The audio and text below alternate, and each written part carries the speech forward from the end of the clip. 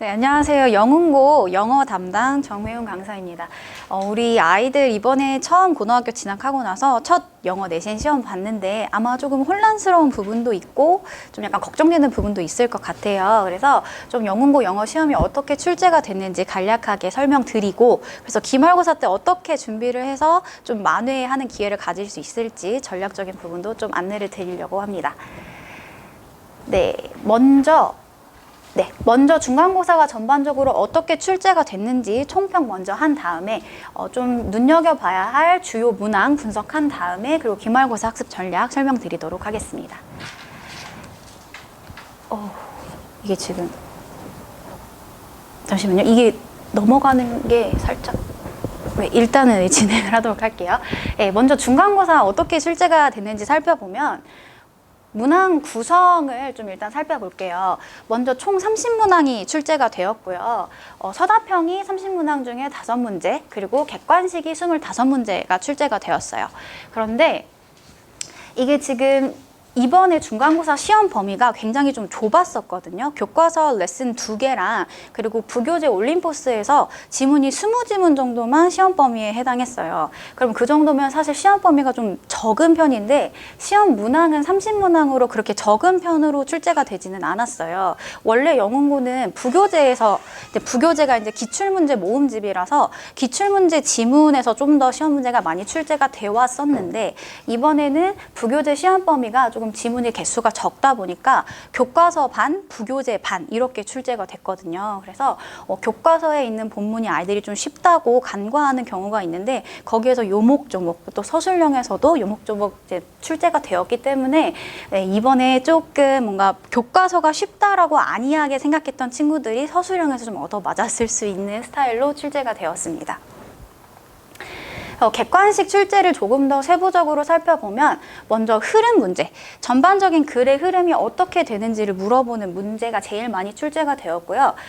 내용에 물어보는 데 있어서 주제 제목 문제, 그리고 빈칸 추론, 수능 유형에서 빈칸에 알맞은 말을 고르시오가 우리 내신에서 또 출제가 되었습니다. 내용 일치 문제도 출제가 되었고 요약문 완성 문제도 출제가 되었고요. 그리고 이 인물 파악 문제는 사실 수능 유형은 아닌데 이 지문에 나온 인물의 성격을 가장 잘 나타내는 어휘를 고르라는 식으로 출제가 되었어요. 그래서 인물 파악에 대한 내용도 이해가 되어 있어야 하지만 어휘가 또 좀 중요했던 문제라고 할 수가 있습니다. 그래서 객관식 같은 경우에는 이번에 사실 아주 쉬웠다라고 할 수는 없습니다. 원래 영흥고가 객관식이 굉장히 평이하게 출제가 되는 편이고 서술형에서 좀 등급이 갈리는 편인데 이번에는 객관식 시험이 이전보다는 쉽지는 않았어요. 이유가 뭐냐면 모든 문제가 다 영어 선지로 출제가 되었어요. 이전에는 원래 한국어 선지도 드문드문 들어있게 출제가 되었었는데 1번에서 5번까지 선지가 다 영어로 출제가 된 데다가 어휘가 이전보다는 조금 더 어렵게 출제가 됐습니다. 어휘가 이전 시험 같은 경우에는 사실 시험 범위에 해당하는 지문 내에서 썼던 단어만 계속 좀 쓰셨던 반면에 이번에는 시험 범위 지문 내에 없는 단어들로 좀 구성을 하셨어요. 근데 이게 사실 또 난도가 높느냐 하면 그것은 아닌 게 고등학교 필수 어휘, 기초 어휘 내에서 출제가 됐기 때문에 난도가 높은 것은 아니에요. 고난도 어휘가 필요한 것은 아닌데 이제 우리 아이들이 중학교 영어 내신에 좀 익숙하다 보니까 고등학교 영어 내신 시험지에서 낯선 처음 보는 단어 뭐 이런 걸 보게 되면 좀 대처가 좀 미흡한 부분이 있어요. 그래서 당황했을 수 있는 시험이고 원래 객관식에서 난이도 하라고 할 수 있는 아주 쉬운 문제들이 꼭 출제가 됐던 반면에 이번에는 객관식에서 아주 쉽다, 그냥 보자마자 바로 풀 수 있다 하는 문제가 없었어요. 그래서 왜 우리 요즘에 수능이 킬러 문제를 배제를 하고 준킬러를 다수를 출제를 한다라고 하잖아요. 이번에 영흥고 영어 시험이 좀 약간 그런 스타일로 출제가 되었다고 보시면 됩니다. 서답형 같은 경우에는 전반적으로 굉장히 무난하게 출제가 돼서 이번에 서답형 때문에 등급이 갈린다라고 할 수 있는 시험은 아니었어요. 객관식과 서답형 두루두루 난이도가 다 비슷하게 출제가 됐고 그만큼 서답형은 원래 객관식보다 더 어려운 게 정상인데 무난하게 출제가 됐다는 점이 좀 특이한 점인데 무난하게 출제가 됐으나 유형이 다양한 게 이번 시험의 특징입니다. 총 5문제가 출제가 되었는데 그 5문제가 다 다른 유형으로 출제가 됐거든요. 그 세부 사항이 어떻게 되냐면 요약문 완성하는데 요약문에다 빈칸을 뚫어놓고 빈칸에 알맞은 단어를 고르면 되는 문제였어요. 그래서 완벽하게 서답형 문제라기보다는 약간 객관식의 특성이 녹아있는 문제였고요. 어휘를 골라 쓰는 문제가 출제가 됐는데 지문에 변형 없이 그냥 빈칸을 뚫어놓고 그 빈칸에 알맞은 단어를 고르는 식으로 또 이것도 고르는 문제로 출제가 됐어요. 그러니까 보기를 주시고 보기에서 알맞은 단어를 골라서 써라. 사실 객관식이랑 비슷하죠. 그래서 서답형이 난이도가 높다라고 할 수는 없었던 시험이에요. 그리고 내용에 관련해서 물어보는 문제가 하나 있었는데 이게 좀 이번에 독특하게 출제됐던 문제 중에 하나거든요. 난도가 높았었던 것은 아닌데 그동안의 영문고 시험에서 자주 보여지지 않았던 유형이라서 제가 이따가 주요 문항 때 한번 보여드리려고 준비를 해왔습니다. 그리고 영작 문제 당연히 나왔는데 원래 영작 문제가 아이들이 가장 어려워하는 부분인데 이 영작 문제도 난도가 높지는 않았어요. 왜냐하면 이번에 영작 문제가 교과서에 나와 있는 문장 그대로 똑같이 쓰면 되는 문제가 나왔다 보니까 정말로 어법이나 어휘 지식을 물어보는 영작 문제라기보다는 시험 범위에 있는 문장이나 지문을 얼마나 꼼꼼하게 잘 외우고 잘 학습을 했는가를 확인하는 포인트가 컸기 때문에 이거는 사실 준비 정도를 확인하는 문제라고 보시면 될 것 같아요. 그리고 어법을 물어보는 문제 나왔는데 지문에 단어의 원형을 주고 그 원형을 어법에 알맞게끔 고쳐 쓰는 문제가 나왔어요. 그래서 단답형 문제이기 때문에 영작 문제 하나 빼고는 나머지가 다 좀 간략하게 쓸 수 있고 고르는 문제도 많았어서 서답형이 전반적으로 난이도가 높지는 않았으나 유형이 굉장히 다양해서 아이들이 뭔가 모드를 바꾸는 게 조금 어려웠었던 시험이라고 생각해 주시면 됩니다.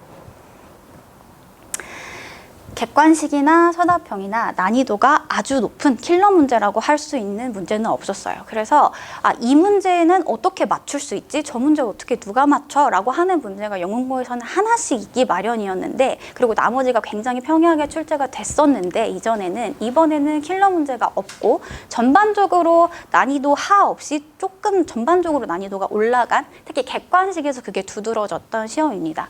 그래서 아이들이 시험지를 받았을 때 분명히 수업 시간에 배웠던 지문이고 하니까 익숙하고 풀만한데 하면서 풀다가 살짝 아리송한데 하다가 이제 시험이 끝나고 채점해봤더니 생각보다 많이 틀렸다라고 할 수 있었던 시험입니다.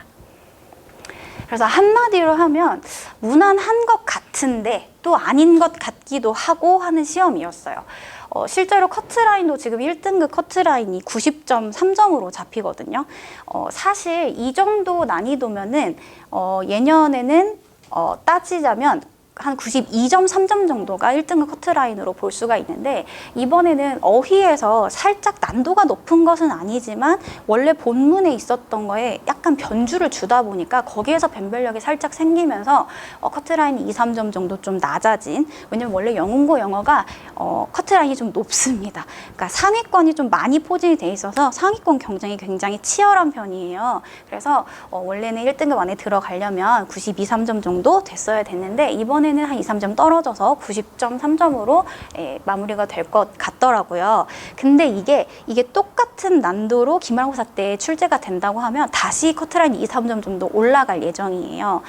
이게 커트라인이 조금 낮아지게 된 요인 중에 하나가 고등학교 영어 내신은 중학교 영어 내신이랑 굉장히 특성이 많이 다르거든요. 중학교 영어 내신은 사실 실용 영어 능력이나 아니면 암기 부분 둘 중에 하나만 치중을 해도 고득점을 받을 수가 있어요. 실용 영어가 좀 부족하더라도 매달려서 본문 다 외우고 해당 레슨에 있는 문법만 엄청나게 외운다 하면 고득점이 충분히 가능하거든요. 혹은 그렇게 매달리지 않고 하더라도 본인이 어렸을 때부터 영어를 해서 영어 감이 좋으면 공부를 안 해도 그냥 있는 감으로 풀어서도 90점이 넘게 나올 수 있는 게 영어 중학교 내신인데 고등학교 영어 내신부터는 사실 둘 중에 하나만 뭔가 완성이 됐다고 해서 고득점을 얻을 수 있지가 않아요. 본인이 영어 감이 있고 기초 어휘가 쌓여 있다고 하더라도 이게 시험 범위가 굉장히 많고 시간 내에 모든 문제를 다 풀어야 하기 때문에 암기적인 부분을 배제를 할 수가 없어요. 근데 이게 이제 영어 실력이 좋은 친구들 같은 경우에는 중학교 때 쉽게 점수를 였다 보니까 이제 고등학교 때에도 이제 공부를 할 때 못해도 2회독은 다들 하거든요. 근데 사실 2회독은 본인 기준에서 학생이 2회독만 하는 건 살짝 부족해요. 고등학교 영어 내신 고득점을 하는 데 있어서는. 근데 2회독만 해도 이 지문 충분히 한번 봤던 거고 기억나는데 라고 안주하게 되면서 사실 고등학교에서는 문장 하나하나에 쓰인 문법이나 어휘나 요목조목 물어보기 때문에 좀 암기적인 부분이 많이 뒷받침이 되어줘야 되는데 실용 영어 능력이 좋은 친구들 같은 경우에는 그 부분을 조금 간과하는 경우가 있고 좀 암기에만 집중하는 태도를 가진 친구들 같은 경우에는 이제 우리 영어고에서 기초 어휘를 좀 확인하는 문제가 나왔다고 아까 말씀드렸잖아요. 그래서 실용 영어 능력은 오히려 아예 좀 배제해버리고 시험 범위에 있는 것만 외우면 되겠지? 이것 때문에 좀 둘 중에 하나가 빵꾸가 나서 원하는 점수를 못 받는 경우가 많아요. 그래서 네, 일단은 제가 지금 말씀드린 특징이 좀 드러나는 주요 문항들 좀 이제부터 살펴보도록 할게요. 아이고, 네. 이게 객관식에서 가장 배점이 높았던 문제인데 어법 문제예요. 너무나 전형적으로 고등학교 내신에서 많이 나오는 문제인데 어법상 틀린 거를 모두 고르는 문제거든요. 근데 사실 지문 변형이 하나도 없이 똑같이 그대로 출제가 됐기 때문에 이 문제 같은 경우에는 어법이 살짝 부족하더라도 어법 능력이 부족하더라도 지문 암기가 좀 잘 뒷받침이 되어 있다 하면 손쉽게 맞고 넘어갈 수 있는 문제이기는 해요. 그런데 만약에 본인이 암기를 그렇게까지 지독하게 해낼 게 아니라면 평상시에 어법 지식만 또 꼼꼼하게 봤어도 맞을 수 있는 문제라고 보실 수 있거든요. 근데 여기에 쓰인 문법들이 문법으로만 이 문제를 푼다라고 했을 때 문법들이 어렵느냐? 또 그것은 아니에요. 다 중학교 문법으로 풀 수가 있거든요. 근데 다만 이 문제가 배점도 높고 또 아이들이 거걱거리는 이유는 중학교 때랑 너무 많이 다르기 때문에 아이들이 거걱거려요. 중학교 때에는 시험 범위에 해당하는 문법만 조금 파도 점수가 나오는데 고등학교 때부터는 전범위 문법이 시험 문제에 나오게 되거든요. 그래서 평상시에 지문을 학습을 할 때에도 시험 범위인 지문 문장 하나하나에 쓰인 구조와 문법을 하나씩 다 짚어가면서 공부를 하는데 좀 영어를 감으로 하는 친구들은 그런 거를 좀 약간 지루해하는 경향도 있고 좀 어법 지식이 중학교 때 살짝 부족하게 쌓인 친구들 같은 경우에는 이 문장 하나하나 어법을 짚어가면서 하는 게 부담스럽다고 느끼는 경우도 있어요. 그래서 사실 너무나 전형적이고 사실 기말고사에 이런 똑같은 유형이 나왔다 하면 중간고사 때보다는 확실히 정답률이 올라갈 문제라고 생각해 주시면 됩니다. 3학년 때까지 내신에서 이거는 항상 나오는 유형이기 때문에 이제 잘 준비를 해야 되는 유형이고 다행인 건 영문고는 지문 변형이 없잖아요. 그래서 어떤 루트로든 문법을 쌓든 아니면 암기를 하든 두 루트로 다 이거 맞을 수 있는 문제니까 충분히 대비될 수 있는 고득점 문항이라고 생각해 주시면 됩니다. 그리고 이 문제 같은 경우에도 객관식에서 가장 배점이 높았는데 빈칸에 알맞은 말을 고르는 문제였어요. 근데 이 문제는 배점이 높은 이유가 뭐냐면 원문에서 살짝 변형이 됩니다. 나머지 부분은 다 똑같은데 여기 빈칸에 들어가는 말이 원래 원문에서는 여기 Your audiences will be interested in 이라는 표현인데 이거랑 뜻이 똑같게 paraphrase 한 거를 여기 선지에서 골라냈어야 됐어요. 많이 어려운 것은 아니지만 이 전반적인 내용 흐름에 대한 이해가 있어야 되고 선지를 읽었을 때 해석이 돼야 되다 보니까 좀 배점이 높게 책정이 되어 있었고 아이들도 어려워했었던. 왜냐면 중학교 때 같았으면 무조건 다 똑같이 나오니까 여기 원래 있었던 말만 그대로 찾아서 쓰면 되는데 고등학교 때는 내용을 알고 그 내용이랑 똑같은 걸 골라야 되다 보니까 조금 더 난도가 있었다. 그래서 아까 어법 문제도 그렇고 이 문제도 그렇고 어느 한쪽에만 치중이 돼서는 안 돼요. 왜냐면 이 지문에 대해서 내용적인 암기나 이해 없이 시험장에서 이 지문을 처음 봤다 하면 이 빈칸에 알맞은 거 고르는데 시간이 너무 걸려서 전체 시험 문제를 시간 내에 다 풀 수가 없거든요. 그래서 이제 영문고에서는 사실 최상위권 변별이 지금 많이 힘들다고 선생님들께서 느끼고 계시는 편이에요. 1등급, 9등급제 기준으로도 1등급 커트라인이 막 95점 이렇게 잡히고 하다 보니까 변별을 주시려고 하는데 아직까지는 지문 전체 변형까지는 손을 댔고 계시지는 않고 다행인 거는 문제로 구현되는 부분만 살짝씩 변주를 주시는 편인데 어법보다는 어휘에서 좀 변주를 주시는 경향성이 강하다라고 알아주시면 됩니다. 변주가 있기는 하지만 좀 영어에 자신 없는 친구들한테 희망적인 부분은 기초 어휘에서만 변주를 주세요. 네, 그래서 고난도 어휘가 필요한 것이 아니기 때문에 충분히 대비할 수 있는 시험이라고 생각해 주시면 됩니다.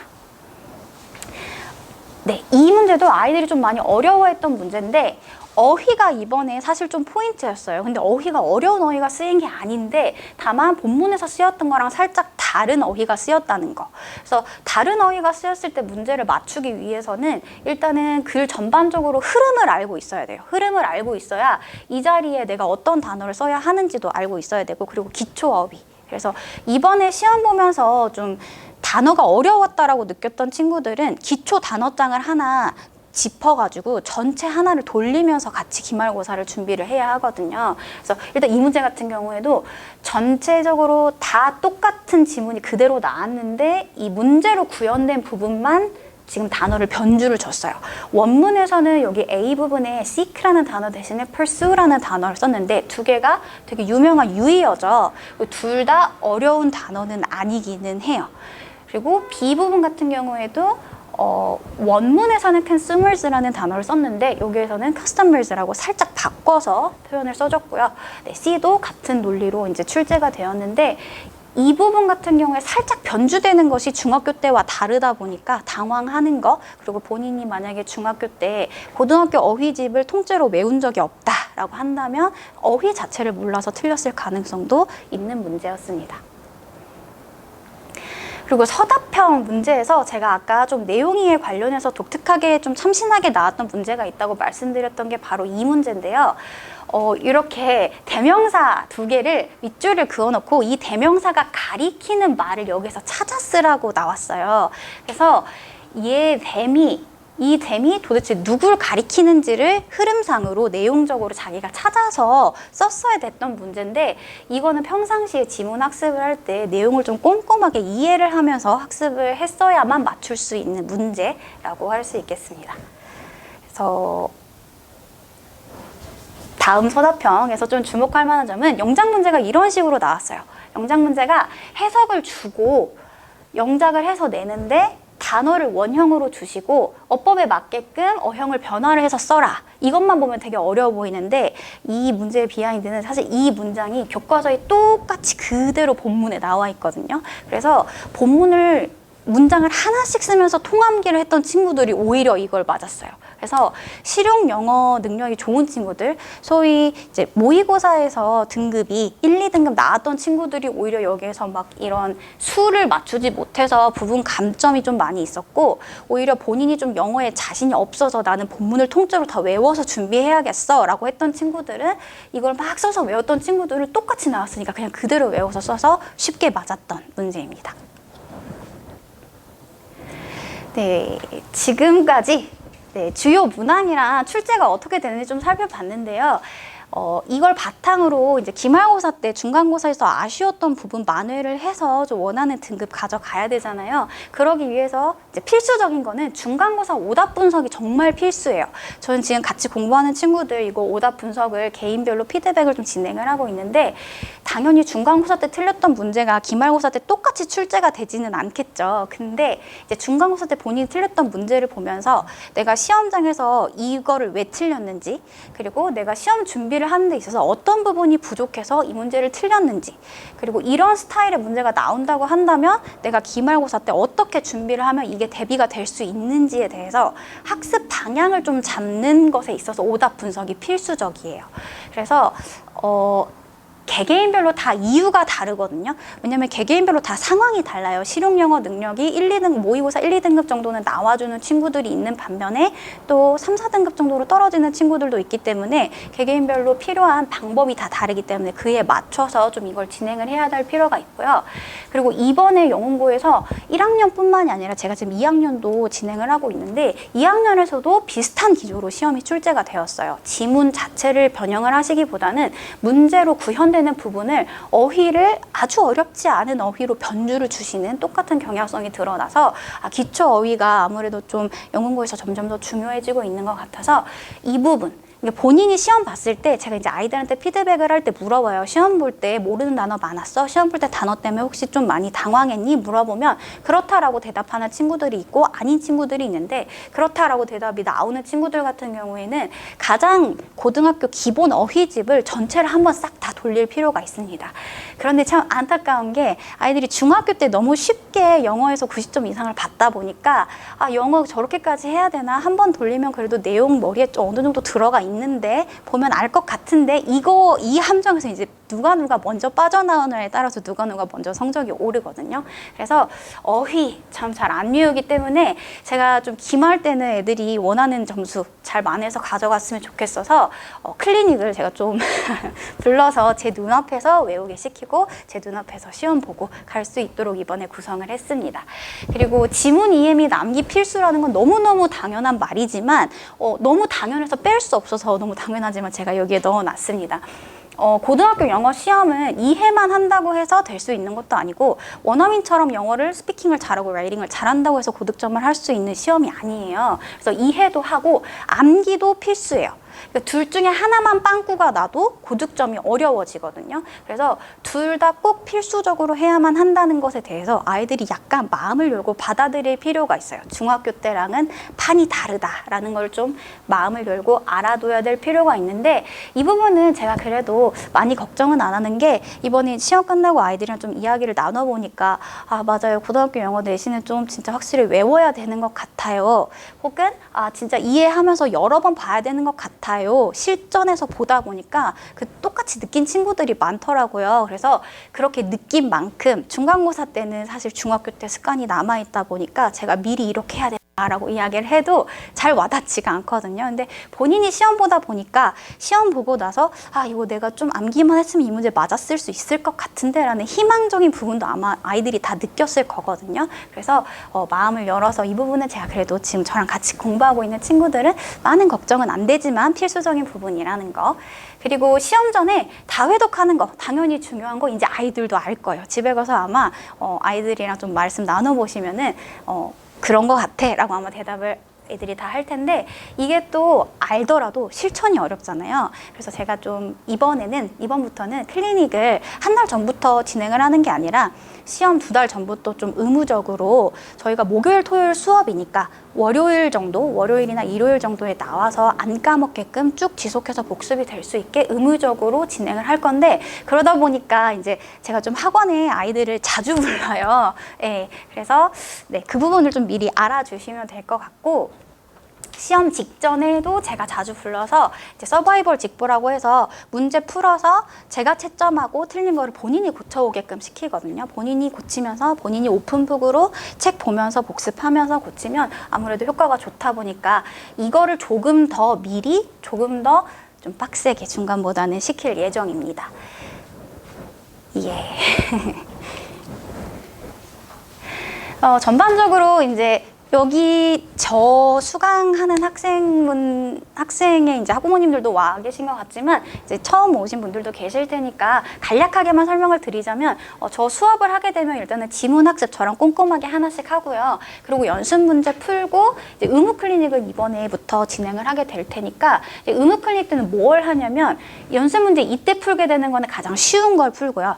이 뒤에부터는 조금 더 어려운 거를 계속 풀어서 저는 오답을 되게 중요하게 생각을 해요. 그래야 이제 본인이 이걸 봤다고 해서 아는 게 아니라는 함정에서 이제 나올 수가 있거든요. 그래서 제가 채점을 하고 틀린 거 그 오픈북 해가지고 수업 시간에 교재 열어서 고쳐와 이렇게 하면 확실히 머리에 잘 들어가서 그렇게 진행을 하고 있고 이제 수업 시간에는 아이들이 전체가 다 같이 함께 수업을 듣다 보니까 개인별 약점 보완이 안 되잖아요. 그래서 의무 클리닉 같은 경우에 제가 하루만 진행을 하는 게 아니라 아이들이 스케줄이 다 달라서 월요일이나 일요일 혹은 금요일 이렇게 해서 좀 여러 개를 운영을 할 거예요. 그래서 그때마다 개인별로 약점 보완될 수 있게끔 이번에 진행을 할 예정입니다.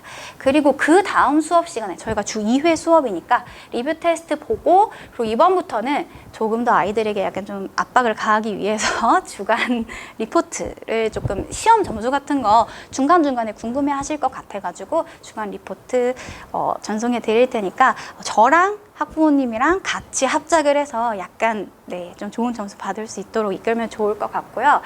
제가 좀 사실 아이들 너무 예뻐가지고 막 이렇게 세게 하는 거 별로 좋아하지는 않는데 너무 영어 같은 경우에 사실 투자하면 투자하는 만큼 나오는 과목이거든요. 물론 모의고사 영어는 투자했을 때 나오기까지 시간이 좀 걸리지만 영어 내신은 모의고사 영어랑은 또 완전히 달라서 암기만 되더라도 70%는 먹고 들어갈 수가 있거든요. 그래서 좀 우리 아이들 원하는 점수 가져갈 수 있도록 이번에는 살짝 좀 더 푸시를 해가지고 투자한 만큼 가져갈 수 있도록 제가 이번에는 구성을 해봤습니다. 혹시 추가적으로 궁금한 점 생기시면 저 수업 지금 듣고 있는 학생들 같은 경우에 저한테 개인적으로 연락을 따로 주셔도 되고 아니면 학원에 연락 주시면은 아마 답변 주실 겁니다. 네, 감사합니다. 수고 많으셨어요.